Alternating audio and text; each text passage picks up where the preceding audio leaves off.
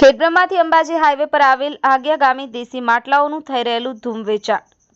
જેમ જેમ ઉનાળાની ગરમી વધતી જાય છે તેમ તેમ પ્રજાપતિ સમાજ દ્વારા બનાવવામાં આવતા દેશી માટલાનો વેપાર વધતો જાય છે।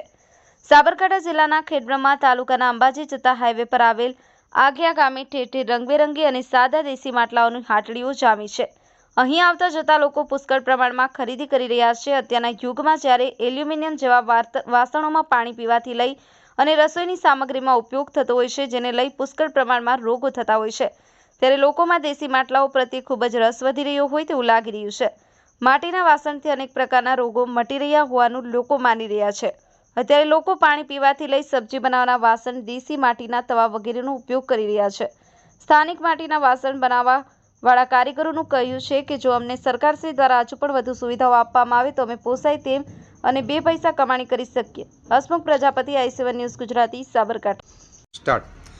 મારું નામ રામજીભાઈ ડાભી છે। હું દેમતી ગામનો વતની છું। હું દર વર્ષે આ જસુભાઈની જોડેથી માટલા અને તવાઓ ખરીદી લઈ જાઉં છું। માટલાની અંદર જે કૂવાનું પાણી નાખી અને પીવાથી શરીરના માટે ખૂબ જ ઉપયોગી છે। તેનાથી જે સાધાના દુખાવા બીમારીઓ થાય છે એ થતી નથી। અને હું 25 વર્ષ અમદાવાદ ગાંધીનગરની અંદર રહી આવ્યો, ત્યાં પણ મેં માટલાનું જ પાણી પીધું હતું। ફ્રીજનું પાણી પીવાથી પેટની ઘણી બધી બીમારીઓ થાય છે।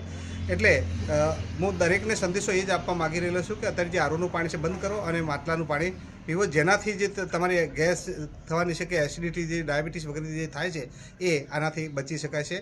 એટલે માટલાનું પાણી પીવું ખૂબ જ અતિઉત્તમ છે, ખૂબ જ સારું છે। ખૂબ ખૂબ ધન્યવાદ।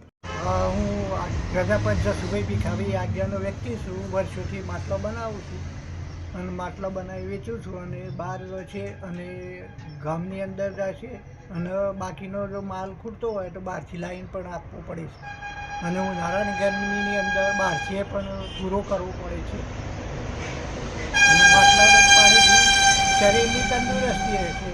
પહેલાંના ડોહા લોકો હતા એ આ માટલાનું પાણીને ઓલ્લીમાં શાક બનાવીને ખાતા। અત્યારના લોકો તો આવું કોઈ પસંદ કરતા નહીં, એના કારણે આ બીમારીની ઘટનાઓ વધતી જાય છે। એટલા માટે આ વાસણ માટીનું વાપરવું તે સારું।